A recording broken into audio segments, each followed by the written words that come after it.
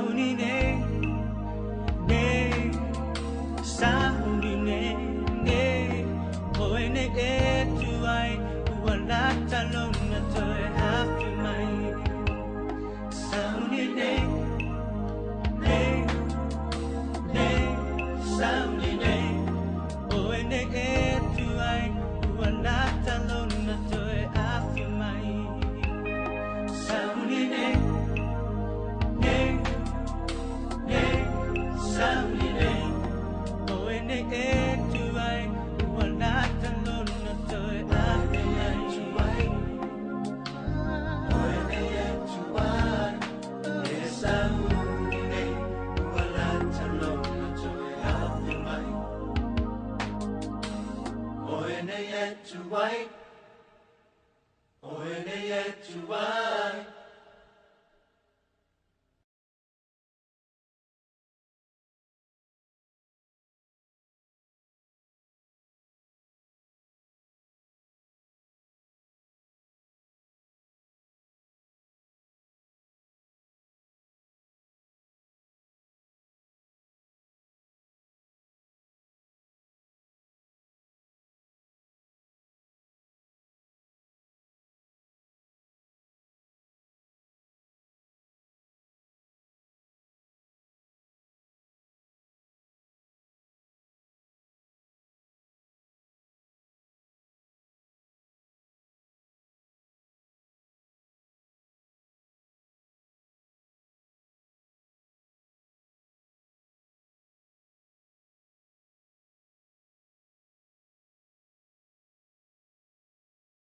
I know he'll do it for you.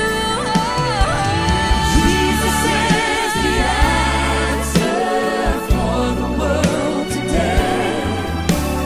Above him there's no other. Jesus is the way. Jesus is the answer for the world today. Above him there's no other. Jesus is the way. Oh, Jesus.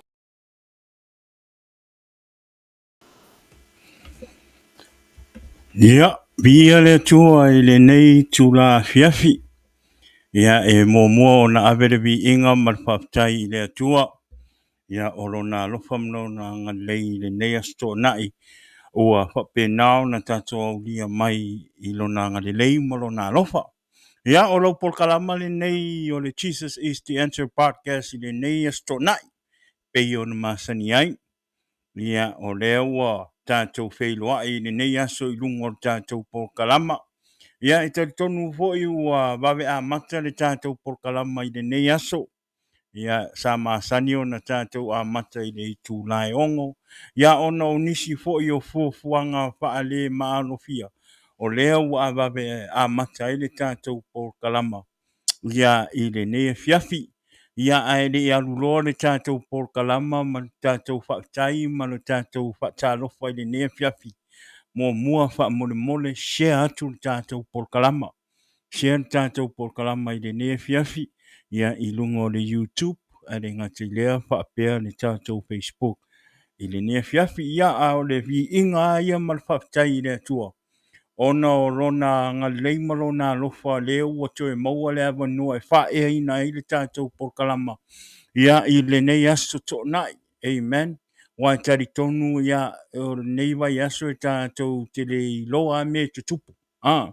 Sa tātou te le loa po le me tātou te auria mai le nei aso to nai. Ia ai whapitaia i le atua. Ia o lea ua maua le lewa noa. Lea ua toe tātou wheiloa i e. Ma mafuta i lunga o tātou pokalama.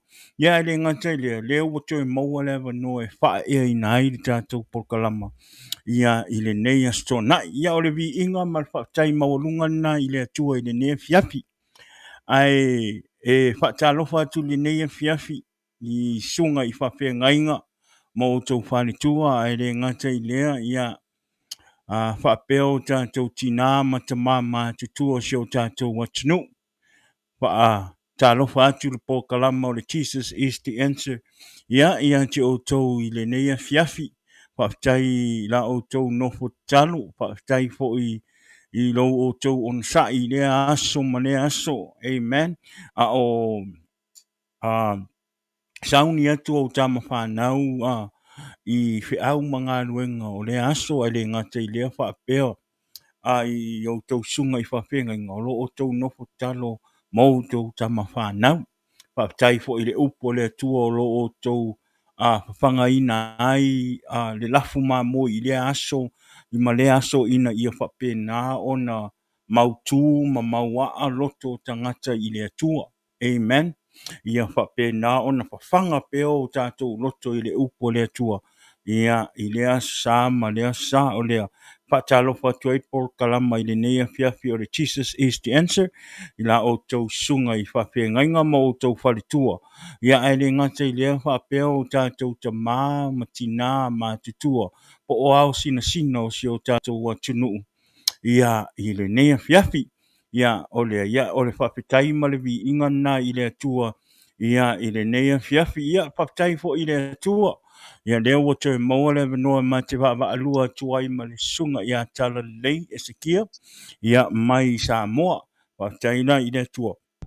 Ia oro ai e suru o tino, ia oro o maua pe le sunga ia tala lei, ia polona au na, ia o le malosi ma le ola, ia i le nei aso le mātiu te whaapetai atu ai ma moli atu ai le anganga whaapetai ia te o tau ono ro o tau nofo te talo mo i mā ua ai le ngata i lea whaapea le tātou pōkalama ia o le Jesus is the answer lea ia e ave i alwi inga ma le whaapetai le atua ia e whaapetai le atua ia lea ua toe ma ua whaatasi le nei aso i lungo o le tātou pōkalama ia e mā te au na atu ia i le nei fiafi ia aua le tātou pokalama ia ma le upo le atua ia i le nei fiafi ia a te tonu la atua tu le vanoa i le sunga ia tala le ia mo sona whaatalofa ia ona toi tātou atu leo nisi vaenga o le tātou pokalama ma lo whaalo alu lava.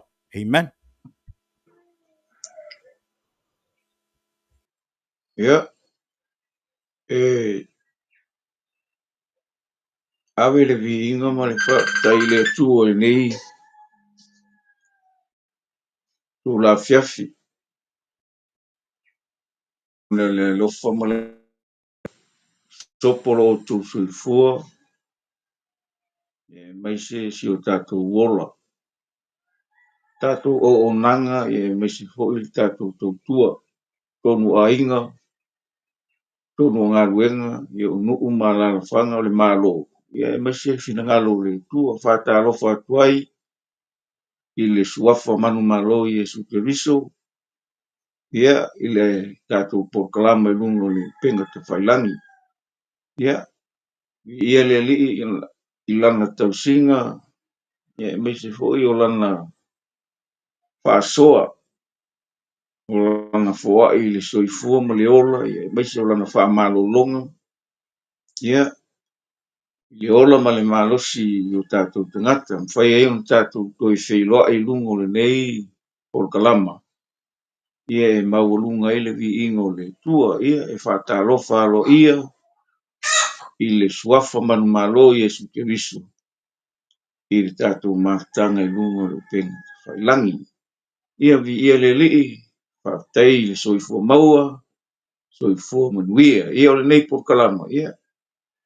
E le o le tuspa ia atoa tātou te o iai, o se whaasoa, o se wha taratana noanga, ia o ni manatu e whaatuku pēr.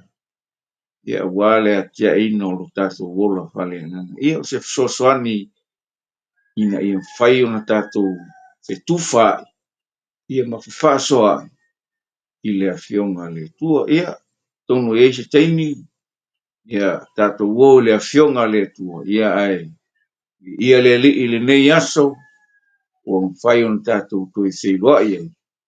I lungo le nei penga ta whailangi le alofa, ma le anga le leo lo tātou tapa au le langi. Ia pa malo i le soifua maua, ia vi ia le tua, ono le nei penga ta whailangi u maua i le nei a wanoa tātou te whesota iai, ia, o le te tununga ia, o le tua ai ona mea, o le tua fo le mafuanga, ia maua iso na vi inga, i me tātou te whaia, ia te tonu, ia, tātou tu watu, ia ona tātou mai le si teimi tātou te whasoa i le upo le tua, ia le li.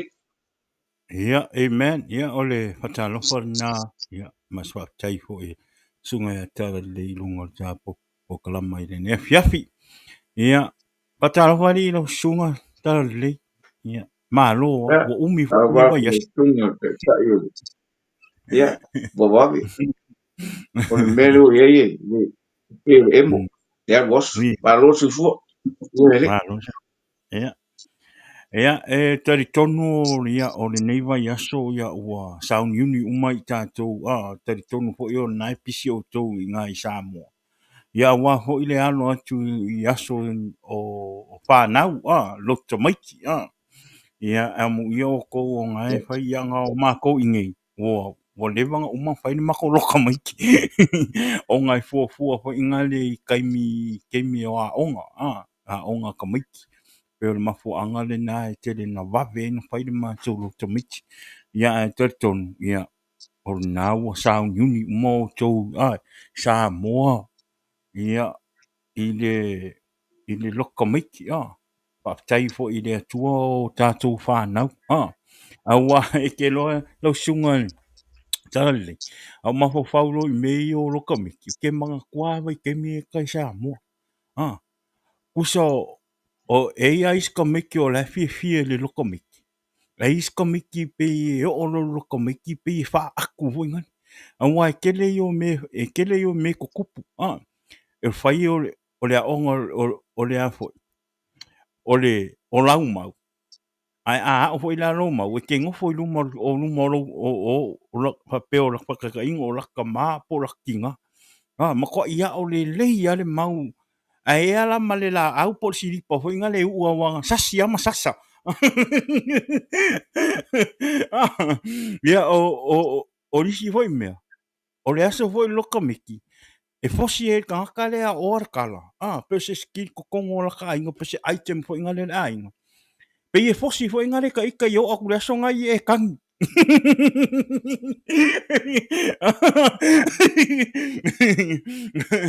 Ia, o le mea mo ia, ke manga kuanga nga mai ke misa mo kala ikiki so, e fai lo ni skid foi ngal pengi kal, e mau ki ngoa e fai aku kakale, ia e kangi fai ngol. O mea nga ke manga kua ilo ka mai ki lava i kai misa, ia e fafkai le aku, le waka makua. Le waka whaapea e mai mau penga pai ko e ki kuar kaimi ki kuar kaimi e whai ngane o vai kemi ngalo loka miki pe ka fia ho ingat le waka makua le waka wa aiso le waka lo nganga le manga yo me nga waka ka makua ai pe pe me nga ke mang kwa nga loka miki sa mo ya mai ye fo i Amerika ia ai pa me ya bi ia le tua alofa le tua ina ia whapena ona whaamanuia i o tātou whanau e le ngā te leo tātou e kalesia malava ro o i Samoa ma Amerika nei o ro o ano atu i le sauninga lo tamaiti whaapitai i le tua mo tātou whanau whaapitai fo i le tua i le malosi ma le poto Mulona pui puinga o tātou whāngau i le aso ma le aso e o i a onga, e o i a onga. Ma mea lava e wheo i e o tātou whānau. Paul mea ia, whaktai le tua i sao mauri. Ia aso si o tātou whānau. O lea, ia te tātou aile i tua lewa noa le sunga ia tala le mo le upo le tua le nefis. Pa mole tātou po kalama o le aso, o le masinga nei. Mi whātau nu ya aso o tātou pokalama o la stofi ma la stona. Amen. Ia pau le aso le masina nei. E misi o le aso lufu lima. O le aso lufu lima o ke topa. Ma le aso mua o novema. Ia ma le aso tolu sfulu o ke topa. Kusa lua lima ko sfulu. Ia ma le aso mua ngai pa ule sko ngai o novema. E le whaatau nui na ista tau pokalama o na o nisi fuafuanga. Ia, o e awai atu ho ilo nei tangata ia e maisele ainga nei. Ia, o olo lisi le vai aso so e ni masinga po. Le aso valu o novema, masinga akoa, e waku kako pokalama. Ma lea awa fo ine i ngalo maka ifo lau ka lenga le aso lufu valu. Kusa le aso lufu malfitu le aso Thanksgiving. O oro le aso lufu valu le aso ready. Ia whaaba noa lau taimi. Le aso le whapena o na tātou mafuta i fo'i ma le sunga i ai malai o le fionga i ai malai ia asiata i lunga o le tātou pokalama ia ona o sona fo'i ia fa'asoa i le upu o le atua ia le ngata i lea ia o se muli mau le lei fo'i le lei ma le anga ma le alofa o le atua ia i le olanga fo'i sa ola i fo'i le uso ia aua avea ma au na le atua ma tangata ua pa'olaina o lea ia aua ni ingalo le tātou pokalama tātou te mafuta ia i le aso lufu valu o Novema ma lu fa'alo lava ia e whaftai i le atua ia ma le nei avanoa tāua o te tātou maua tātou te mafuta i le atua tari tonu fo'i o e sauni i le upu o le atua amen ia o lea ia o le atu ina atua i loa le fa'aloalo ia ma le avanoa i le sunga ia tala lei le nea fiafi ia ma le upu fa'amalosi mo oe ma uilunga o le tātou pokalama ia i le nea fiafi ia lau sunga tala lei ia pamanuia le atua ia te oe ia lai le upu no fa le atua ia lingi atu le fau unga i lunga ia te oe e ala i lona upu ia au wao tātou tangata ia o lo whaalongo mai ia i le fia whaalongo le upu le atua i le nea fiafi in Jesus name ia amen Ia, e whaamalo atu, ia, e whaftai fo, ne ia wanoa mātango whē, tātou te whaasoa ai, ia o lea fo i se whe au, o lea tautalangia le nei e fiafi, ia, o lona tūwha le nganga, ia, o lona i tūwha le tinu, ia e tātou te whaasoa ai, ne ia tātou langona ina le atua, ia tātou māta i tū ina, le alofa tū no le tua e ala ia Yesu. Ia ua nei por kalama, ia por nei fo i whaasoa i lungo le penga ta whailanga. Ia ele o se mea na te ia ua whaifua, se mea fo ina langona ina, mai le nganga o le tua, tātou te whetuwha ai. Ia pei titi, ia pe vai fo i pe le tau aloa, i lau lava sila ma lau mai moa po ipo o lau whaalongolongo. Ia, o le tāua o le tua. Ina ia tātou langona le tua, e ala i ana upu, i le ngata i le. A o se malama anga e tātou te whetuwha i ai. Ina ia tātou langona ina, le whina ngalo alofa o le tua i o tātou. Te ngata, ia, nei tūla fiafi, ia, e tongo lele a tātou o le fionga whaawina le tua. Tātou te rei au mai a toa le wingo le fionga le tua. Na o sina vaenga, e tātou te whetuwha i ai, tātou whaasoa ai. Ina ia maua se fe au le lei po se langona i le tūwha le nganga. Ia wā le tāpenanga, ia a le sau ninga o tātou tangata. Mole mā lo le tua. Wae ka kukiri kalangoa i lungo nei penga ta whailangi. Ono ni me ngata mai tātou te talanoa ona. O le finangalo le tua malona malo e whaavau. I ele o le lalo langi le nei.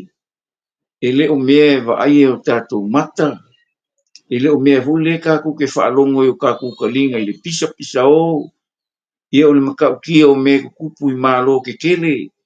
I taua ia ma mea o lo pape nao na whaina i le tele o le soifua ma le ola o tangata. Ia ai o le upo le tua.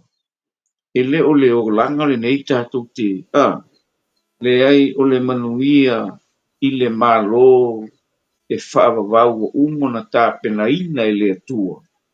E ala i luna alo pele o Iesu ke viso. E le amen isau fua Iesu no sau e foa ina mailona i tū tino tangata. Ina ia a mai ia te tātou langona o le atua, winga o le atua, mafua anga. Na whai ai e le atua tātou. Ina ia ai le atua. Langa e fua le atua ia i tātou langa o tātou e ana ina. E ana ina ia o le ata atoa o tātou o ia. O le atua na whaia i tātou lona whatusa. E ala fo lana tātou talatala noa i lana upu.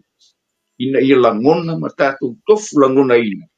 Le se au na fio mai Yesu ina ia wha maninu ma wha alau i loa.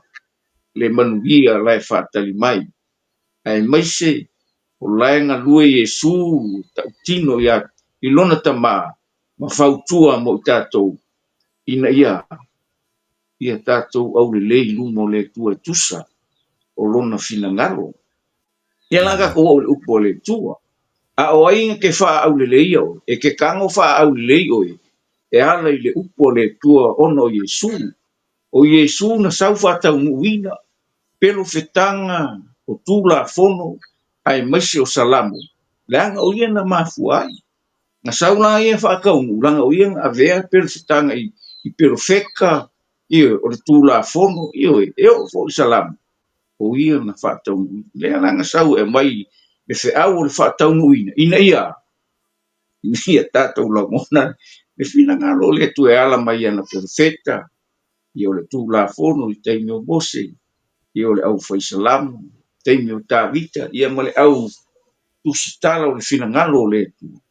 Ina ia tātou nofo malama. Ia lea la tātou wou le afionga le tu o le neifia. O le Amen. tusi faitau, o le tani elu sfururua fa ipu mua tau i wha. Lea la ukango e faikau. O le maa ngai o fo ia o le faitau. Ia, se o faikaua e whanongolongo mai. Amen. Ona po fo ia tu la iai meka eli. O le ali sili. O le na te tu la i ona o tangata o lo nuu. E o mai fo ia so vale. E o mai fo ia so vale. E le aiso na tusa talu ona fatoa tupu o nuu. O ia lava aso. Ona po fo ia e lave ai nai o tangata. O ila to uma o e ua tusia i le tusi. E to telefoi o e mo moe i le fuefu o le ele. La tau te ala mai. O isi le ola e whavavau. A o isi i le whaalumaina. Ma le elusia e whavavau. O e popoto foi e fe pulafi la tau e whapei o le pupulo le langi.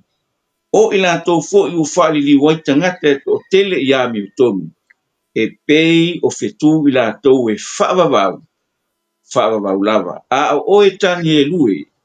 E puni o ia upu, whaamau whaelongaina le tusi. Se ia o iona pōle i unga. E whetau wheturia i tangata e tō tele. E tupu tele foi le malamalama. Ia o Amen. le whaitau leo le ata tō whaasoa i le fia. E o le kalanga le whai mai. Ia. Ona pō foi o ia e lave aina ai o tangata.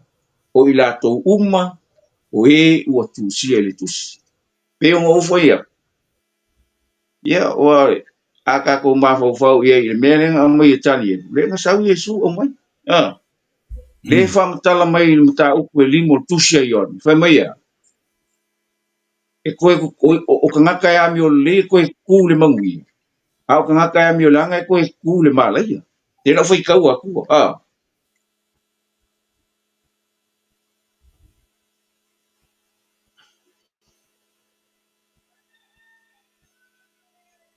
Hallelujah. Whai mai. Au atou te ofu le nei mea. Wa e o mai le aso e whaalongai i luna leo i lato uma ua i tunga mau. Ma lato o mai ai. O e na mi o le lei e to e tutu le ola. O e na mi o langa e to e tutu le whaasala. Ia e waila i baka upu le tufile a tani e. Ngai whai mai. Ko kele mo moe le fuefu le ele. Amen. O isi ala mai le. E si rea whai kaua. Whai mai. To telefoi o e mo moe le fuefu le ele. La tuk te ala mai. O isi le ola e whawawau. O isi i le whaalu maina. Male ino sia e whawawau. O le upuna leo ke mga o e whamamafo e tātou whaatara roanu. O le upu leo le momoi.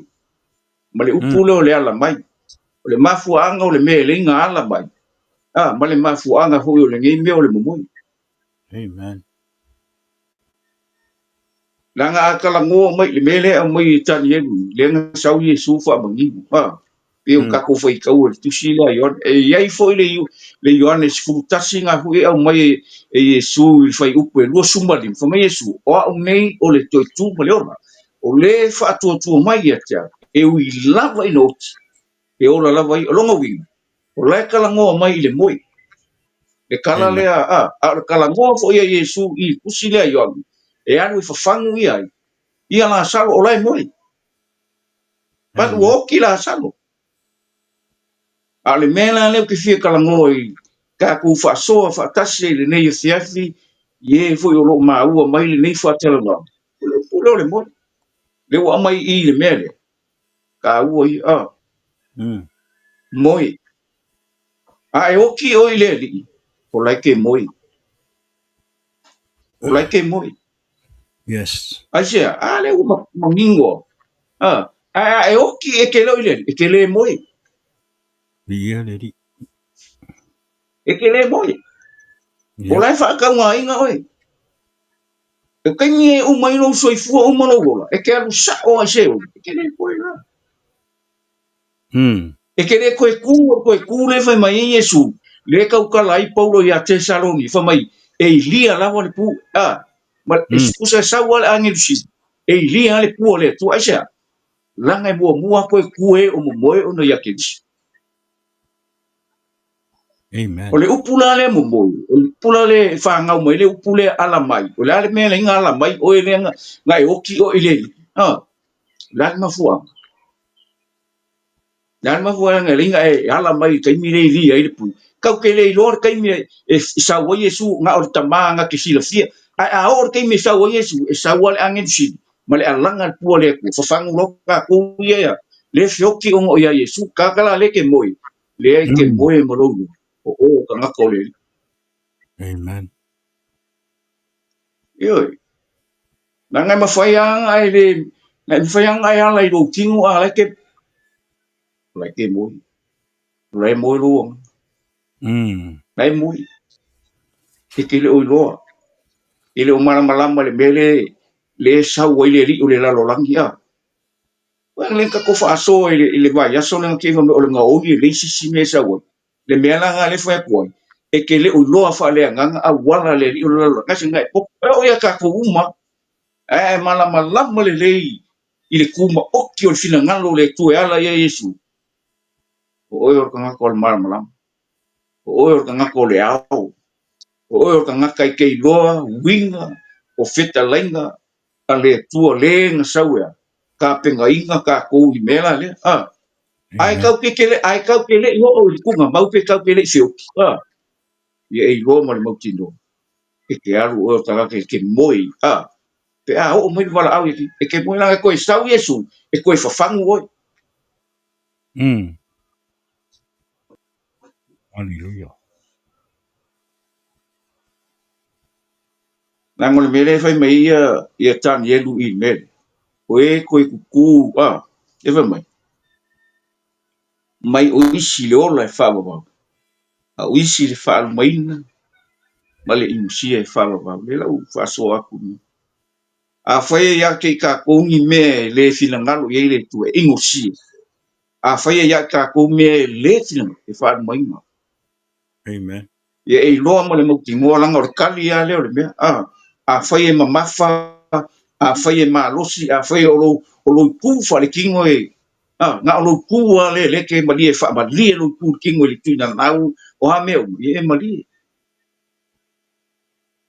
a ue ke ika o le kako fa so e fa so sa o le mea le fai mai e le fina ngalo le tu ele o se loku ele o se kangaka pa ia ora nga fo e kele pero feka o pura o ala o ai o maame o ai e kele al fesidi na koe ku pu mai ku ngama wan ma fu anga nga mele kala ngo ko e ke fiu ke alu por perfect le ele o le kalinga o kalinga le o kalinga pe on fai mai ka ku por kalama por fa urunga por famtalang Jesus is the answer o ka koa o le kalia o Yesu aluna Amen. ile upo le tua koe va ai fina ngalo le tua ile ngafio se kango le koe fu e lu ma fa ala lo nganga langa fa ngai ke boy o ngai fa boy o tia po Yes.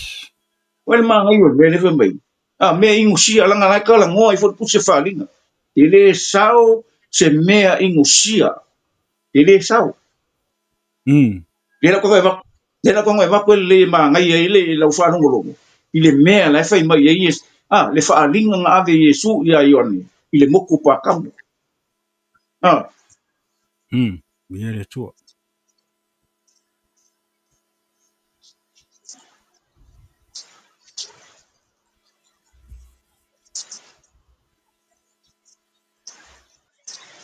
vai fa mai ka fa punga ro fa un tau ko ro tasi tu se fa li fa mai o mu fo ye o fa o ina la tu te sava vali lo na mala mala o tu fo yo le la lo langi la tu au mai ye o la tu ma malu ma vi inga o na pui fo e pun tia lava i le au wai le ai se fo le la tu au mai fo i ai lu ma malu ma le vi inga o nu e le sa o tu lava i ai se me le anga i tas po se na te fai se me inusia po se pepelo na o la tu lava e mo tu sie le tu sie le ola al te mai ma mo a le fa mai tani e mo tu sie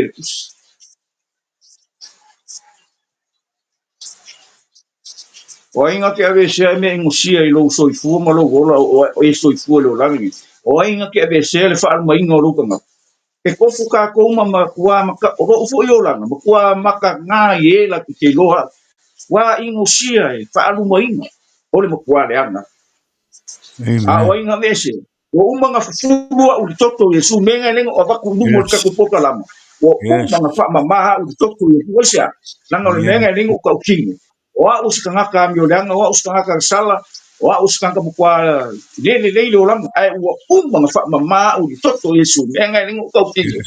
o nga o Yesu wa le tani o lo lama Hallelujah. le loku le se le anga lo wan le loku a le fa mama fa le ngai sia ala mai a fai o ngai ke moi ala mai wa a fai ke le ala mai ya o ngai pui o ki a pu o ngai pui Hallelujah.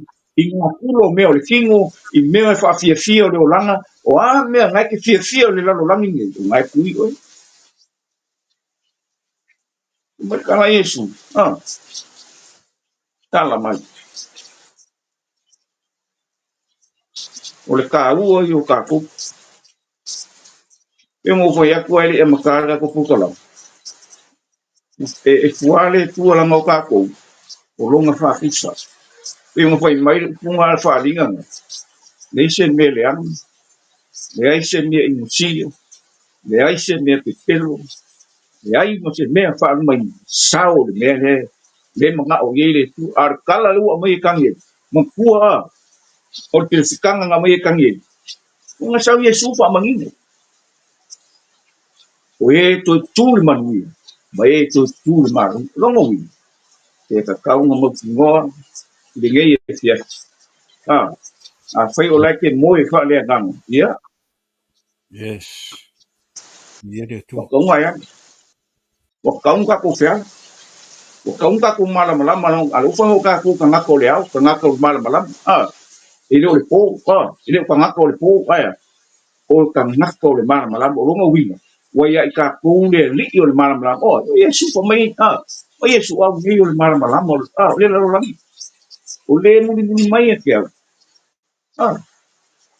ile sa vali o ye po du ai ke ia le mala mala o le ola le mena na va koi o lo nganga nang sa Yesu ya sa we fa ola o ka ko nganga le ala wo umman nga wenga fa alkanga wo umman ka penga Yesu fa le lengo ka ko wo umma wa ko ko nga wenga fa alkanga ale ala mene wa alu la le la sawa fa fangu ka ko le mu tanga ka ye mo mo Yesu fa fangu ngaya o lo kingo le la li wo ile la li wo lo kingo Amen. ale ola la lo na fa me senga sa Yesu e fa fangu Hallelujah. Yes.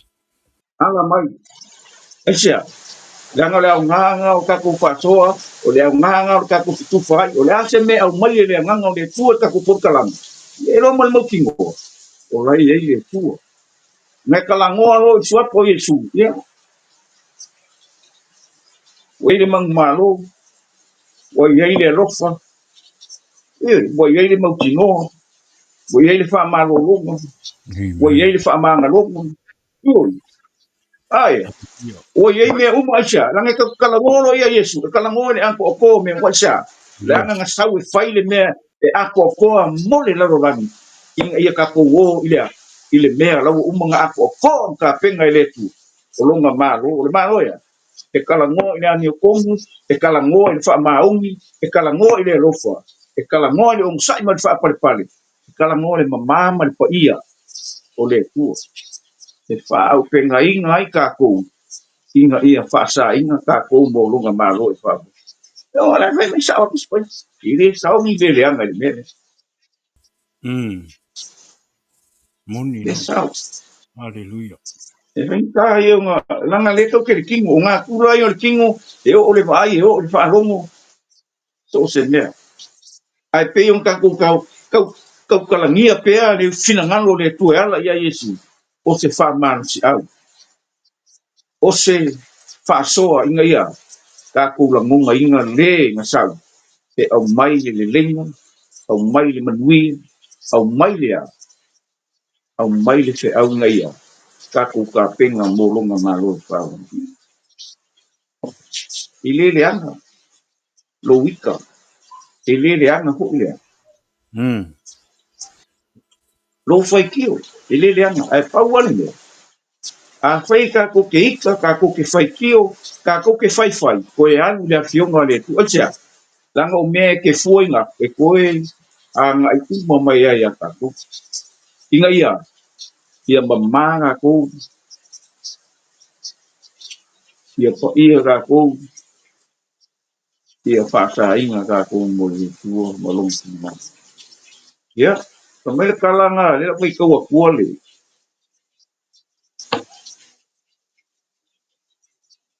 E seso ngai lima.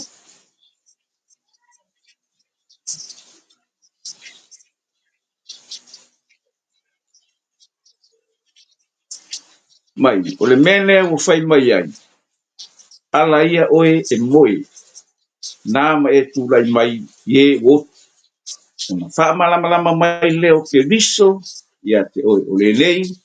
Ia whae te utou ina ia utou sava vali. Mali wha utou. Awa, awa nei whapei o e vale lea. A ia whapei o e popoto. Ia wha o ngā ine utou waso le lei o langa. Wa ona punei. Ua le anga. Ia. Ia wha mai ala mai. Amen. Ala mai oe ngā le wo. Ngā Yes. mai ala ia oe e moe nā e tūlai mai ie wo. Manga ele kala ngā le sau puspai. O me tokango pea waku pea a.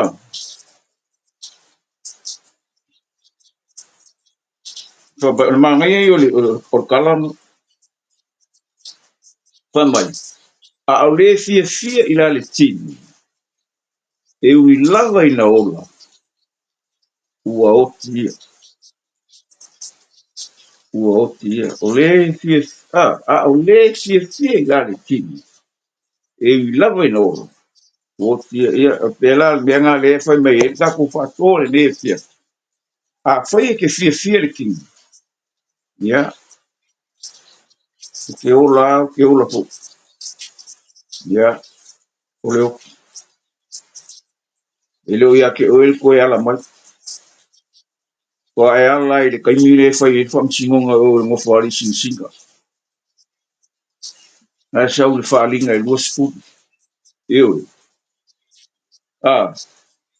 Uma kausanga e afe wa e leo lua i koe ku. Ia.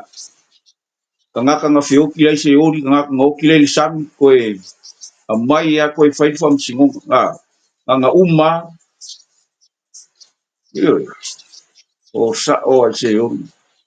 Ile mea la le whai mai e tani elu.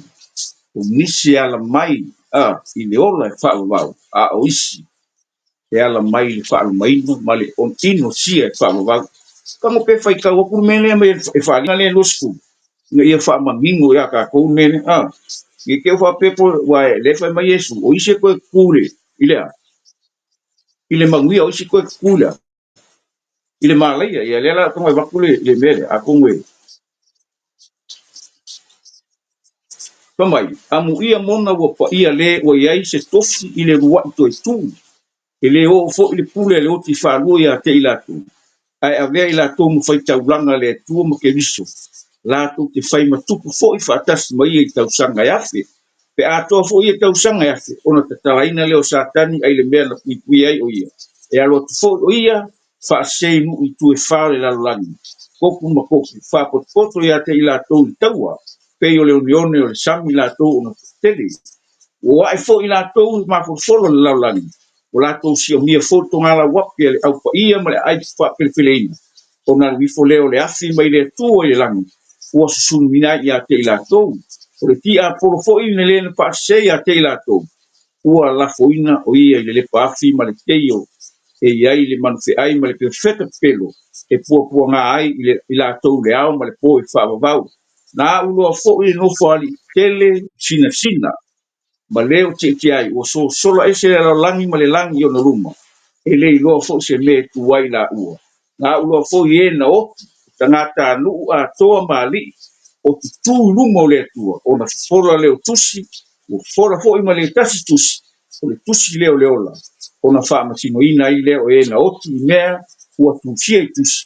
E tusa ma la toa mio, ua mae fo i le sami, e na oti sa iai. Ua mai fo le oti se oli e na oti sa iai. Ta fo la to mo fa sino ina tusa ma la to wa mi ua la fo ina fo le oti se oli. I le pa fi le oti fa lua lea. Ai se ta si wa lo le tu si le tu si le ola. Ua la fo ina le pa. E mangingo. Ah, e ile ua ko ku. Ia ma le mena le. Mai sa wa oi. Ah, na oki e al se oli. Oki ngai sami. Mai sa wa lo mo. Ia Tato maka upu nei tula tato sia. Awo ke ka fa maka so. Awo hu ke le fi o mea ia le kala ngo me ngi ka so le e mongi mo fa ma ongi na fionga le tua. A fai o like moi fa le nganga. Fai mi ngi. Ka unga e tula. Ala mai ia. Aisia. Inga ia e mal malama fina ngalo le tua. Ka ko lo le mele o ile langi ke mi. Ele ko i fo i se le lei.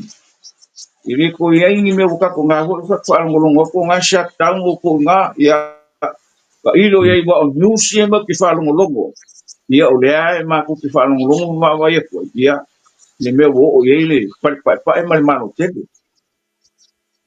ia o malo o ma se vai ia o le kala ngal ale malo le ko ia le ngi me ma pena e kasile o nga e kasi le o onga kasi ka ko munga kasi ke viso e kasi le fa ora kasi le tua kasi pa pisonga viu e kasi ka ma e kasi ale ora o winga e kasi ale fa ko munga ka ko na ole upo le tu ka ko malo ia malo ki kelo lalang ia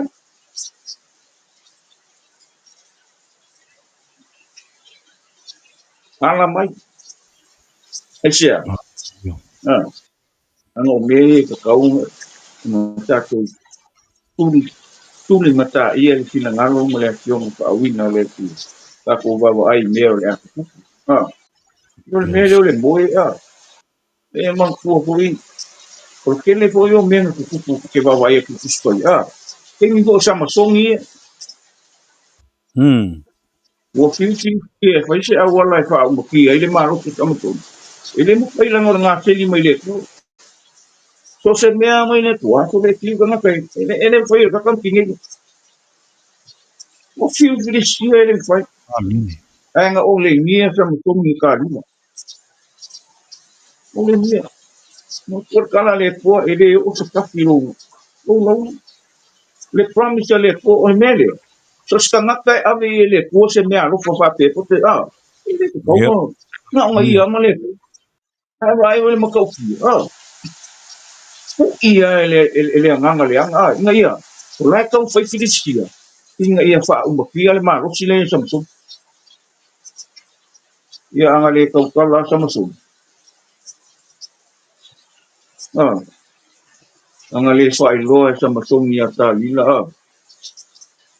ronga maros le makuala o mea uma ta koi ka lila ka tamtong ya ka lila ya ke sai mai o mea ma ngar fa ko ka le o mai tiriski ya ngale ala i for ko inga moi ya le fai langa o le ku le fai ngar kala le ku le fai no isia o longa ma no te o longa lau ngai le pram te le ku a longa o le sawa to se me a le ku sa ka to le te pelo le ku e fa ma ungi le ku le ala me ku inga o ka o sa ma songi longa ma ro si ata ya nanga fai mai o ka ile ne wo mai filiski o le mangako sa masong o la ya ke el martelo wa fio ese yo e kau e sama sino skuru o ngai tau ma Amen. lai fo bo moi ba ngai ngo fo ya tuka e wo mai filiski wala moi pa pa ngo wala ye sa o ya le men nga mo o mangu ya ya lai fo o mala ye ko e kango ye wa wise le ku ke lo la le Amen. mo mo wa pinge na pinge filiski sa mo sali maka wange maka ya ungi ko i lola lang maka uki o le meso ngalo ya samsung ile o songa malo ngalo ya samsung o le promise le ko ile ka fia lo ngalo ngalo ya samsung ile o ye o kale le sianga me le ku i soi fuanga Yes. ya Awol muy. yo bo mo wala ku kia ko ku ya na kala bai ngai wong kau kala bai ele lo ola ko kau kala mai la ufa ma ongi na kala fa itono ai le se kanga ko le ku or kanga ko o kia por mi ya vengan ku ya nga koe e ui ai nga ka waso ui a koe nga ave ese o nga maka mo nga fonga sa mala malama i o nga ala mo longa kingu ai nga mala malama ale sa masongi le kua pa mai lang kala le kuai e lo pa mai koe ka hoi mai lo maroksi se o kau i koe o maka e lu makali le kua nga ave e le kua aisa o koe kukupu le lau wao ka malo sili aku ka ngaka nga feo ki whakasi sa masongi kaimile a ola a o maua longa marosi ma pulonga ma e vi ai le tua la tatu fa so ngefes o a me a lofa Amen. o a me o mai le ku o ka ku kala ngo ai fo le mi i le ol mi o le ola fa ka ma wa man ko e ka ko o le me ele me as ka ngaka o me a lofa le ku o me Amen. ka unga o ai ka o fi mau ia ma wa ma ia ke o mau ko le lo ngai wa no ko malo e mo ko ki le malo siro ia le menga ku va ka ina le wo mai friski o le ka wala sama so o la ia i ale malo ele lo bo le se me la ngai le sanga me la ngai le sanga me ai manga ku o me le ku o mai o ma yo ka ku ka ia o mau ia ki ka ko fo ia fai ke kenga inga ia fai ka ko fa mangya ngai moi wa moi ia life ya boleh malos boleh mana asia ese kan akalen kala ngo e kusol mele saka kawang fai Amen. ole mer Yeah. ele se mea kakalo le Yes. kuai fai lo ya ya la ngo fabula wa aishi ma ya ka lila ma kakala ku yelo ngalo ya o nge ya me o fafinge wa ku wa ka ku fa kala ngo ya wa nga wa fo ka kale o ke lo fo ka kale o ipo o solo mo E. mang kuo ngai unga Yeah. o mo ka kia ho ngai fo me o fafinge ya o sire ka ka mai fia ho me o fafinge e wa mo ka kia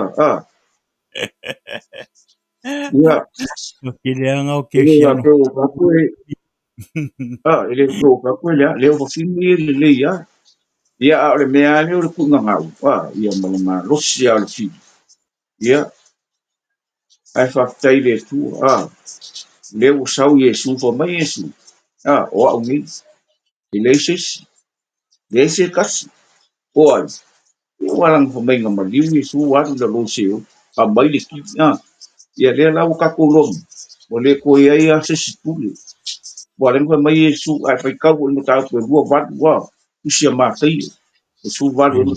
mai fa mai ua tu'uinu mai e te a'u le pule i le lagi ma le logogi ua leai sesi pule o le koi ai Amen. sesi pule o ai sesi o ai foi se kusa ma le aku le ua liutigo kagaka le akua sauloa mai a kakou le pule ia le pule Yeah. aga lē kau te sapi o nei lē kau ke maguia i le pule alaga le Amen. kakou ke iloa le alofa tuno le ua anga le mogi le pule le tonu kau ke safa ai fa'afekai le akua o kakou kagaka o le malamalama io e mea gai i lo koe pō kakou i lo koe igi mea o le pogisa iā kakou aisia ua fa'amalamalamaina iesu e ale laga upu ma le mana o le agaga paia le upu kakou o kagaka o le malamalama kakou kagaka o le au e o faikau o kuale mea le e faikau o kuale mea le te kau fa'amagigo koe lē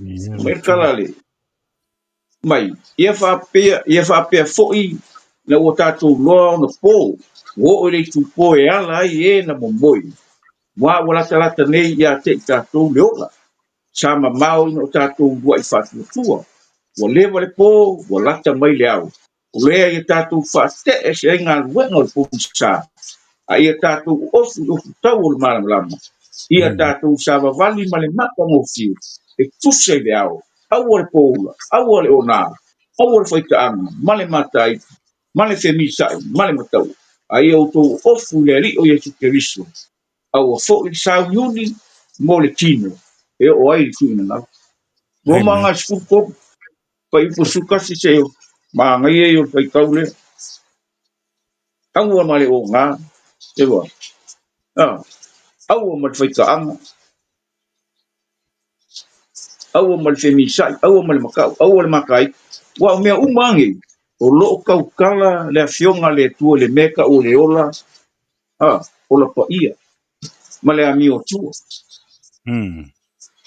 o le fa'aupegaiga o ka'ale famai kala le famai ia tatou sa vavali ma le matagofie tusa i le ao aua le usa ma le malauluga le ao ma le po le malamalama o kagaka fa'aleagaga e ola i le finagalo le famai aua ma le poula aua ma le ia take lē fai atu o ai se a oi o nga a oi faita fa'afetiaga poula ma me i le se fe'aua e le se fe'aua takou fa'asoa a o mea ua au Mm. mai i le finagalo le tualaga upu e kakou ke kufa ai ua aga le fai mai ngai le upu le aku kau ke le iloa se mea ua lē fa kakou Ai. loloku ma kakou o mea ia aso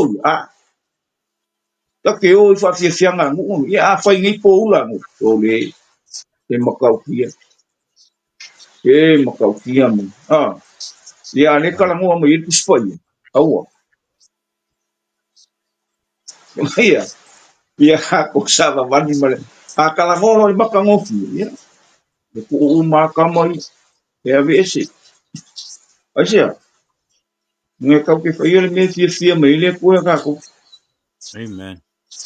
kau ke faia le mea e lagoga e kusa ia lagoga le mea sa'o kau ke faia le mea ia lagoga e kakou le tu wa ele lagoga le kua i au fuafuaga ma le Yes. lugina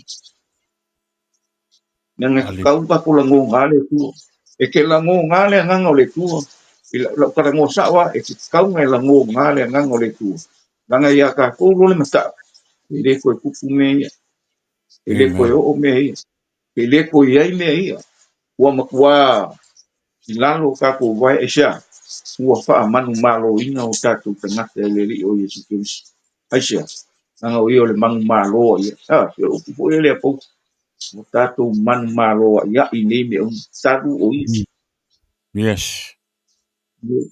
i le kakou ai ma se kakou mea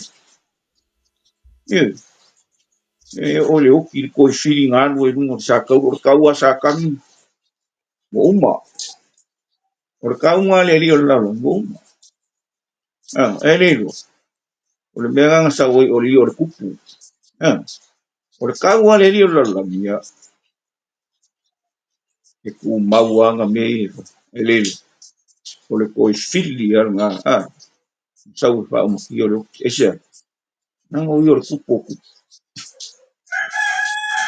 o le kele o kupu e u fio i le ko kupu mai ka kele o pe ko kupu mai le mangu ia pe e ale kupu le e ka kupu ai mo oi ma ka ko uma le o kesia Amen. wal ko le kupu i le lalo langi nga ola ko wa ai e ka kupu e lau ke mau ai le nga me ka o kupu ia wa ka ko wa ve ka ko fai ka ko ma kupu mo ska ulanga o mo le ko ngo yesu ia wa le ma wa ka se ma wa lungo ku ulanga mo ia ka ko ia mo e se ia sa le ai se me ia le mo ka ko ia fa ka ile ia le tu o me le o me matango ai se e siri aku le tua lo le kangaka ngai e pai lo siami ai se e ka ke lo ko sau o Yesu ko ka penga le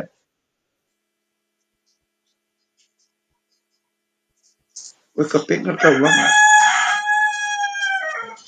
ora ka ko me ke ka ko me ave loku ora ka ko me ke le o ngang so ke le ko ki sa wang sala le ko ki sa wang sala ya me fai ave le ai o lau o nanga ar fa ka me penga ko me nga ring sa Yesu ka ko ngang inga ia o lo ka ko ar ko saura le la saua le la sau fangu ka ngaka inga mo moe o ngo Yesu ka ka inga fioki o ngo le saua e luo ka ko kino yo kalanga le foi meir kala paulo ile Filipe ko vai po luos fukas na teli uo tato kino Amen. fa mai o ka ko mongi o le langi le o lo fa tali tali mai ai o ia ki ka ko fa mai le ngake li uo tato ni tino o le ana ia whakatau i lona tino matango whirongi. Le no whai e lo kako loa. Pawhen kako loa. Kau kia le mea liliu. Liliu le Hallelujah. tino. Ma kua wha maka ngō fie. So kwango whai kau ngi ke o. Whai kau o pere mele. Filipinga e kou. Wai mai e. Wāro tātou moni ua le langi leo lo wha talitari mai ai tātou le whaola. O le li o Yesu Keriso. Na te li uo tātou nei tino ua leanga. Ina ia whaia ia whaatau i lona tino mata ngō whi. E tusa ma le mana na te mawhaia ai o na whaato i la roina. O mea uma ia te ia lawa. Oka se maanga Iesu. Ia rongo winga ia ka kou Iesu.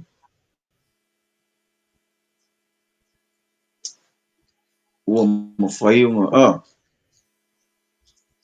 ka kou loro na mana. Loro na mata ngō whi. O ia whaia whaakakau rongo kingo maka ngō whi ka kou. Wali uo whaakoi lalo mea uma. Ua kulai mai ka kou lea. Ewa hoi mori mau hoi pauro e kono nito suli, bua mo kono nito suli. Ese le kingo whare kingo, ese le kingo whare ngang. Ai sili le maka ngō whio le kingo whare ngang e lo kingo whare kingo. Ia, a whaila la e kau ke whioki oile, wale meanga kau le moi, mai Yesu o ia, paalinga ia Ioangi. Ioangi, tusi. Amu ia le woki oile, o la wa e moi. A laike i le li. A saura Yesu. Koe whakuinga oi. Whamaikala a kuskusinga le. A wā ua marolo i la tau i a la tau ngaruenga. O a la tau ngaruenga po. E mui mui mai. Nei a fiafi o te tali tonu. E ka ua o lo uloa le leo fina ngalo le tu. Whamaikala o maro kangi e kua. Maia. Ko ke leo mo moi le fuefo le le. tele o moe le fuefo le ele la tu te ala mai o isi le ola e whaavavau o isi le whaalumaina ma le imusia e whaavavau o e popoko fo i e whepulafi la tau whapei o le pulo le lami o i la tau fo i ua whaaliliu ai tangata e to tele ia mi o tomu pei o whetu i la tau e whaavavau la ia longo i o kako o wheku ia pia whika e hisi wheku o le lami longo o se maa kwa kele ia mau ko inga me o ia kako Amen.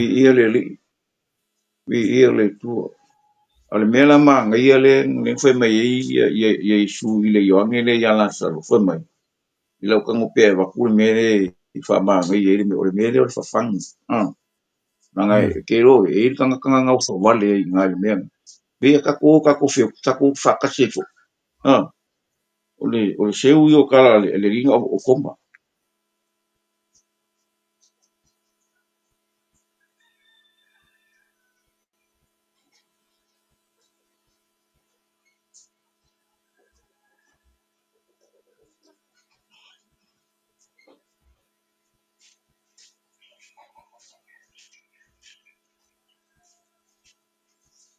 fa mai kala tau tino atu le o Yesu ia te la to o ti la saru o te oli foi ona o to ina o le iai ina ia o to te tonu mai e tato o ia te ia ma fai mai ai leo timo o toma o le na ingoe ati tumo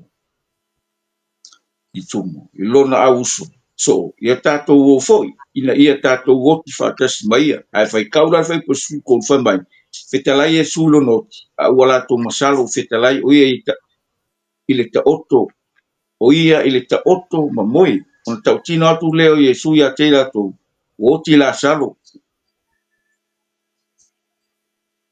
Amen.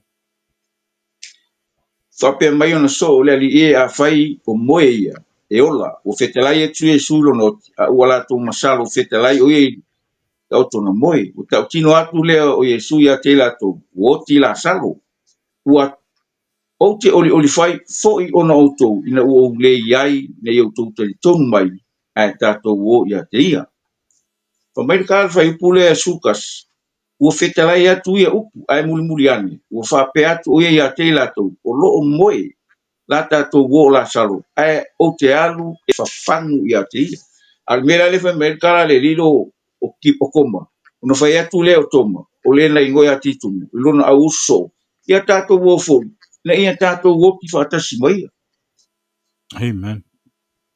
o longa winga e kalangoa e whewai e momoe e ai whaakasi mai Yesu ia wa o ia hunga nenga whaia kala lewa wala ku koe ku Yesu e whamai i longa ku uro ulima i longa o ke vai lea langa whaia no Yesu le kala hoile amu ia kalinga ele I whaalonga amu ia maka ele I vai ai palikonga ia o ka kouranga whaleanganga whalongo kalinga e whalongo whaleanganga e vai maka e vai whaleanganga a e kofo foi e ke kofo whaleanganga e sea langa lai ke kalikongu le onga mea a leo whai mai sawa o lai mo ka ko o le la o le fang o longo winga o ka ngaka I e fioki o le e sau Yesu e fang e le sau na Yesu ku vai e sau fakali mai ai sau le ali si le angel sil le tu ma le pu le fang le fang lo le ka ko ia a ka ngaka le fio le liu longo winga e ka o le mene o le oki o lai oki o le ke moi ke le o e oki le ia e whakau ngā oi pe o la salo ho ngali male mau o me kala o mau o winga me ala salo se fufu o le au male po yo alu la salo ye yo ya pela amo ai alu le mau o le afi me nga fa ya ko ai oki ke le mo me whakau ngai kala ngale mau vai kau ele lu ko suongo nga e o ia inka ko kala ngoso a o se me au ka ku whakala ngoinga pe ai sea ngai fai ya o ka ko kwa ma fo fo ye ma ka ko kalikomu ye o le Mhm. finagalo le atua ala mai mai ala mai aisea aleng fa mai i paulo ala mai kako savavali le malamalama savavali le ao savavali le finagalo le atua ku ese uma me e kaukea ku ngangau ye makako mau ia pe on kako fa so lava ye sonki o le ngau ia le sia me sau sei ese le mea le ke fia ye le ku sau ngau ese lo lofa i le sau makua leanga e sau ia fa'apogisa'iga ou mafauafauga fa'alega a le ufai mai ala mai e ese ala lo wala i le kigo e a fai o lai ke oki fa'alega ia o le kalalaga ala mai ie watch inga ia a o le kaimi e sau o iesu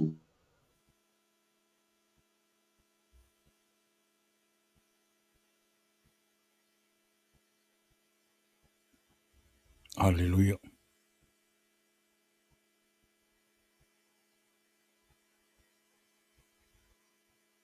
Yeah, we are at two. Check 1 2.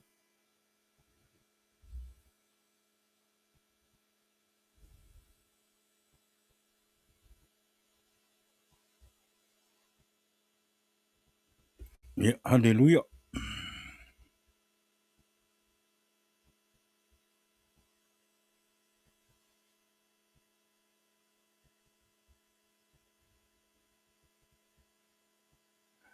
Yeah, te tonu aiwa whale tonu mai le tua le tuina. Yeah, ai whaptai le tua. Yeah, te whate tali atu le sunga ya. Yeah, ai whaptai le tua matango fiele le upo le tua le nea fiafi. Yeah, o i foi e te tau e ona whata ua ia te oe tangata kerishano. Ona e nofo sauniuni ye matala. Amen. Yeah. E te tau ia te tātou tangata kerisiano ona tātou whiala. Awa ne i o tātou momoe. Amen. Awa o le tangata o lo ola i lea nganga. A ona saule wala au a lea tua. lou loa ma lou malamalama o laumiega e fai la laumiega e fai o e tausini o mo le finagalo le atua ia e ui ankau moku ma le kakou fa'asalalauga ia e fa'afetai le atua o le ae on me a kakou aua kau ke Ia le momoe tua.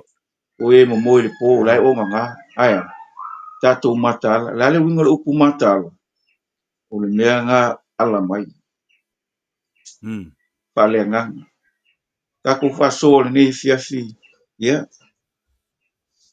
i lē fa'apeu o fai aku e magakua o le magai o le mea gao'o ia pekegu ka upa sululua o le tusi agaluega ma kua oega ave he loka e loka le falepuipui ina ia fa'akaugaina o mea ia le malo le kamafai fa'akaugā le ekalesia iesu ai kelo e ave le kamalo e loka ia agai o le ekalesia lea mo fukakalo le ekalesia mo peke ia o mai a ua mea saisai ai fai mai e ko'olua kagakakau e o gakokogu ai peke o le mea la fa'afekai ai le atu o lae kakalo le ekalesia ai set mai e le akua a winga mai e le tua le angel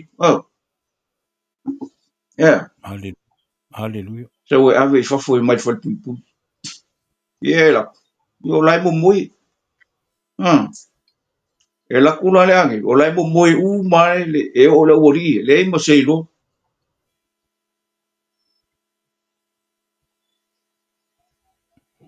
al mangai o le mea pa mai la ia le o le kala kusu pauta foi o le angel o le li o tu mai o pula mai foi le malamalama i le fale wan ta ia pe telu lona tu ma fafangu ia te ia fape na tu ia i lunga ia vave ona pa ui fo leo mai o mea na yuna lima o foi atu le angelu ia te fusia o ofu Mawifu o se vai fa pe fo ona fai e ia ua mana fai atu fo ia te ia na purupuruia lo ofu ma muli muli mai a tea ma ngai o le meo le kalesia e ui o i le li kangi aku i le tua ma waku le kua inga ua ave pe kelu e loka le fai pui pui ongo le mea manga o i kamalo e whakau ngai a peki ya e ui ia inga māturo le oki o peke ia le o kaimi le manga o i le tua e a waku e peki e sa whakau mua e pekelu fina ngalo le tua ia la kola e alu sa awa pekelu i le fale le fai le fonka ka e ina le kenge ngo ia lo sa lai kui kui ma e la ku whanongo e le kiru kiru e le kakala e whanongo o le leo e femile le leo le whanongo o le kengi i le leo whanongo o le leo peke le kakala lo ai alu o le mele ele e la ku whamai kala la wainga le ku to le wai walea i le karikongu ala e whai kur kengi o pekelu le kau kio le kua wha moe umai le kua ka le tua ia la wai ngai kua mole pui la kule a ngai uma kau kia le tua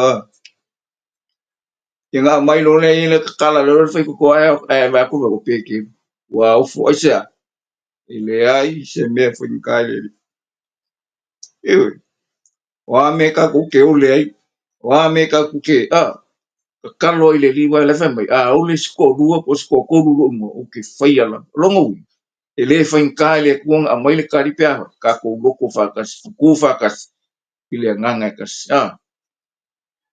ma mea wha moe le kua ka ngaka o lo kongo le whalpuitu e o ele uri nga lenga o ngā kongo e pere ia wha ai ka kala mai le ka ngaka o le kua ka ngaka e i lo le kua ka ngaka e karikongo le kua ka ngaka e wha maongi fina ngalo le e uia pe keru sa wha fiki a le kaiminga ua alu Yesu na whai o ia wha mangianga i lau soo whai o ia wha maros e sa ranga e le kula fo inga le kuong ka ngaka o ia fo inka ko wa wha inga ma fo kia ke le kaimi le oranga i tino nei a o a fo kaimi wala au le kuia ka ko ia o uma ka ko kaimi uma pa o le me la ka ko nganga sa ungi ka penga isa ka ko ke le lor kaimi ma le kuas a le malanga le maliu mo e le ku va la saua e o kia fa solo inga o ku ma o isa ka ko ke fiola ka fio ale me ka o ia oki mo le li tor kala puro e kale sie roma sufa ko mea pa ko ka ngaka o le li pe ola pe oki o ka ko lawa ka ngaka o le longo wi e le fa loko loko rua e le e kasi ma fo fo kasi le loko ka ko ka ngaka mo ki ngo ka ko ka ngaka o le li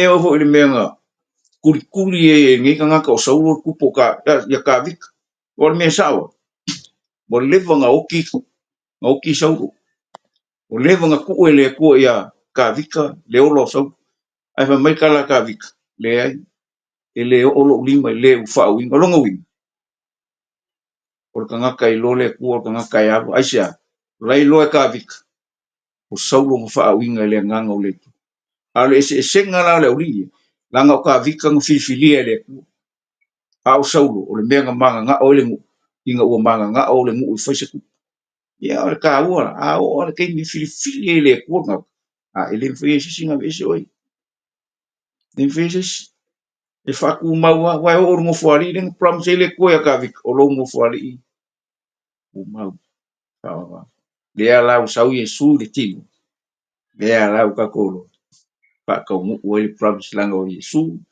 o i o le alo David ye ye fiafi a fai kau e mo moanga usinga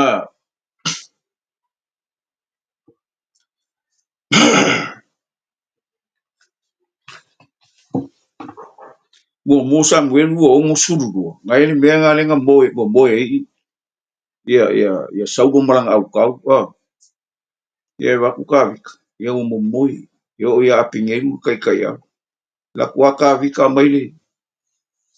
mai le kao mai fongo vai ia u fa moi wa moi ngase fa moi le ku anu ro ka vika wala au mai ioi sau se wa kusi le fangu vai mole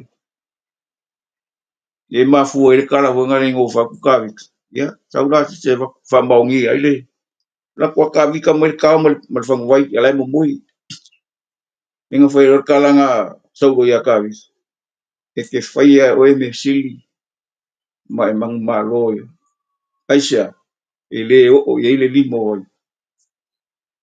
ka vika la nga ka lai go ka vika nga ka fifilia le tu mai kala ka vis o le kuanga ke io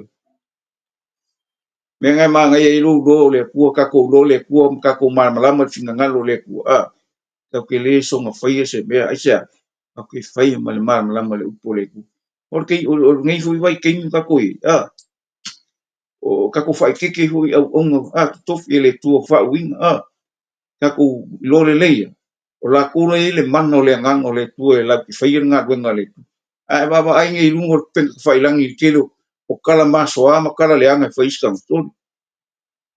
o ka e o le ele fa ba unga fi ngau le ngang o le ku ma ka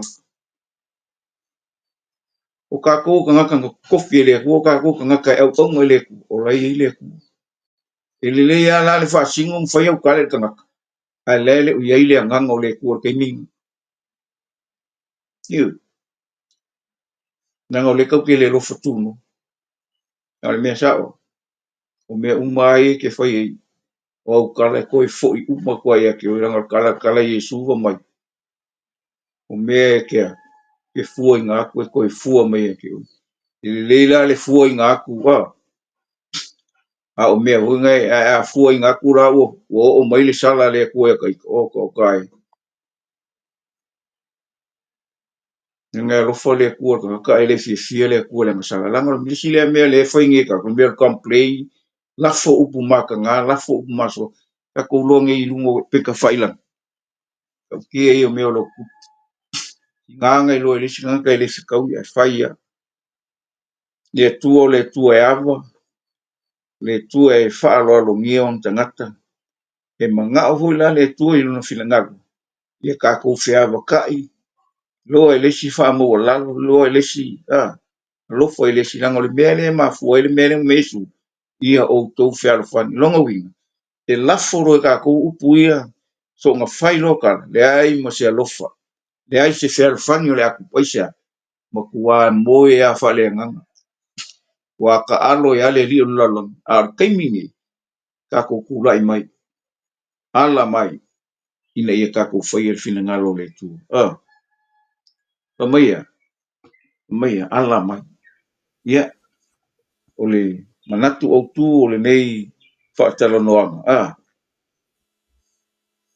i le ar ka ko wala mai ka ko fai el fina ngalo le tu inga ia fa mausali ina le wala awina ma le to finga ia e maise ole manuia e fa wau tape nei nei sumo ka ko o ke moi aya ia e ala fa le ngang wai ka ko ke le lol kaimi ma le kuasu a o saunia le tua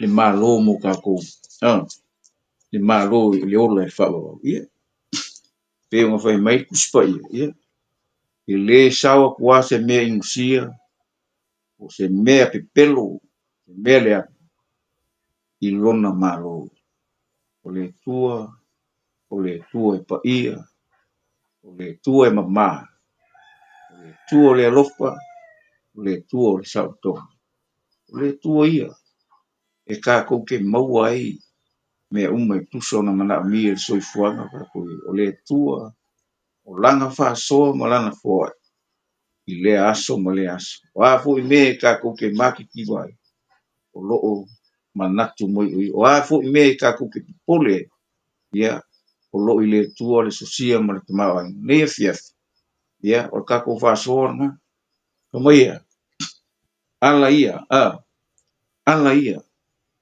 o nga le mo woki ma e tu lai mai aisha o lo nga lua ngei le mea liro le li la la e ala mai ma e lo ia famala mala mai e ala le nga lua nga le ngang pa ia ma le upo le tua. Kākou maua lea o le sautonga o umuna tāpene. Ia nge fiafi whamanuia atu le tua. E kusor kākou whamoe ma kākou whasoa nge fiafi. Hallelujah.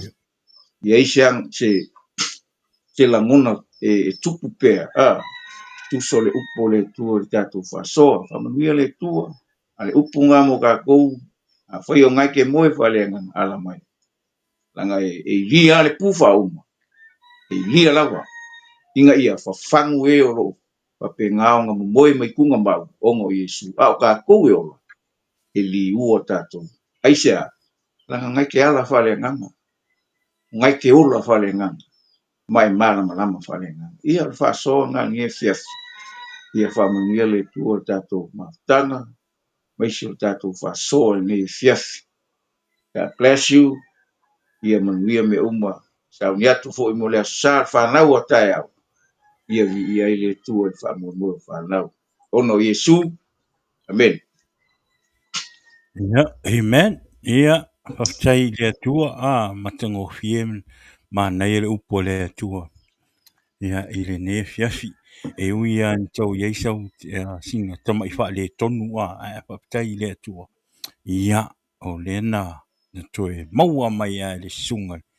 Ia, ia tala lei le tātou pakala mai lunga.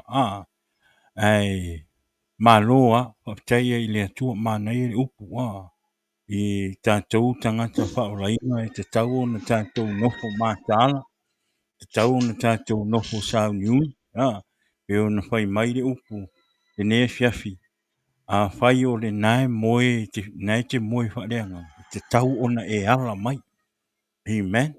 We ke fiu ai ke moe le ke mie, e ke mie ke alu ese man ngeila langi au e ia ke wiso, leo tātou te whaalongo le upu, tātou whaalongo le upu, e te maliu loa, pe wala au mai le atua ia te oe a olo e tu mau pe i le atua.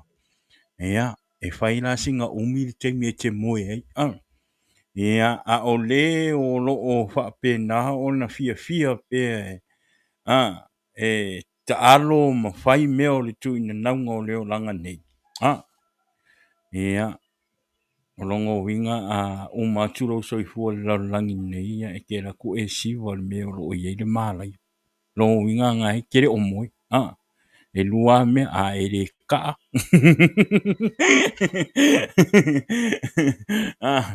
E le ka e le lalo langi e le ki a polo. Wai wha ngai ki a polo e ke mi a o e le ke fia i mea lalo langi. Kusala la ke mu, e le ke mi wha ngai ki a polo lo wanga ki sawi ke ka ai. Amen. Ia ai whaftai le tua mana i le upo le tua le ne fiafi. Whaftai le whamanatu, e le ngate lea. Whaftai fo i le upo whape nao na toi whangwhango i o tātou ora whaelea nganga. Ina i o tātou whiala, awane i o tātou momoe.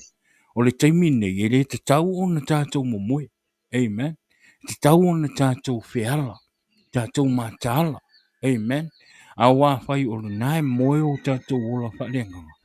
Longo winga, whai ngō whianga sau ki apolo se ia koe. Ai a whai o ngai te ala whaelea nganga. Longo winga, o nai te nofo sau niuni. Amen. Nai te nofo sau niuni. Ile teimie sau e ti apolo e tau mawhai e se ia tuoi. Wo e matala o nai te ala. Amen. O lea, ia, po ile vi inga malwhaktai le tua. Ia, o le upo le tua le ne fiafi.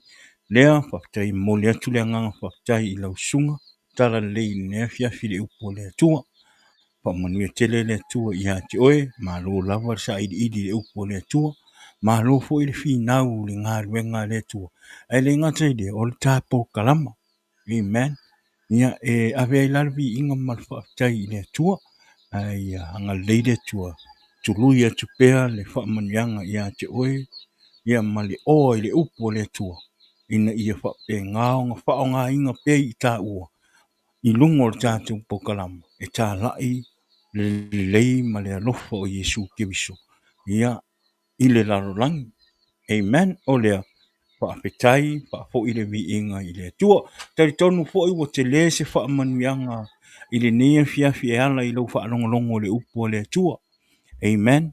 Whaapetai i le atua, ia olo o iai pēr le upo e whaamalosia i o tātou tangata le upo le atua. Amen. Ia whapenao na tātou said ili le fionga pa ia le atua au fo ine i o tātou whaatari tātou por kalama. Po le asa fo i te alo e sa ili le upo le atua. No, aso uma fai tau le fionga pa ia le atua. E au ngā fo i whaamalosi i lo uola wha leanganga. I le ngata i lea. E whawhanga i lo uola wha leanganga. Amen. O lea, tari tonu o anga luele upo le atua i lo roto mo lau fina ngā lo ne fiafi. Ia tari tonu fo i o tātou por kalama le nā i le ne fiafi. Ia le ua ato lavu, ato le i tū la. Ia male afa minte. Lung o tātou por kalama ne fiafi. O lea ia. Vi ia le tua ai le fa umal tātou por kalama ne fiafi ia wane ngalo le vai asfou tātou por kalama i le stofi ia ole a fa pena ole a te fa wau e tātou por kalama ia ole a sa nei ia ole a laiva tua i le mātou lotu le sa nei i lungo tātou por kalama ia pai e te re mawose awa no e te alu le lotu a tae o ia tun in mai lunga tātou por kalama ia i le itu lai se fulu ma le tasi ia o tae au ho ia o le a papena o le a tātou mafuta i lunga tātou por kalama i le mātou sauninga whai la e te re making o le sa te alu le wharisa pere e fo se lotu ia tun in mai lunga tātou por kalama i a soa tae au ele ngate lea awane ingalo mole share tātou por kalama i lunga o Facebook ia ai maise le YouTube amen ia lau sunga tala lei e ri fa umata por kalama i si me wangalo oro seki kau ia ia le tua ia o tono tātou por kalama na i le fiafi fa manuia tele le tua i le le aso a te au ia i lotu tamaiti ia whapena ona whamanuia le lotu tamaiti le aso a te au i o tātou whanau. Amen. Ia le ngata i lea ia o tātou uma le lotu te au o e tāpua i le afoi. Mea tau loto o tātou whanau le ngata i lea o tala o pespesenga ma mea whapenga tātou e support o tātou whanau. O lea ia, whamanuia tele, manuia lea sāpati a tae au, manuia sauninga a tae au, tātou wheloa i lunga o tātou pokalama mo o tau lele o mose awanua e alu e le lotu. Ia, tātou maputa tae au le tūlai sunmantasi i lunga o tātou pokalama. O lea ia, awane ingalo le aso pa awanua lo tālinga, lo kālenga i le aso lua sunmalvalu.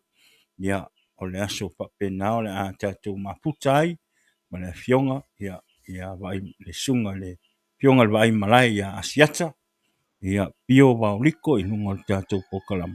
Ia e ala i lona whaasoa, ia moli mau i lunga le tātou pokalama, se awane misi ia te oi, o mai tātou ti maputa, ma tātou whaalongolongo a tonu e au ngāle moli mau le uso.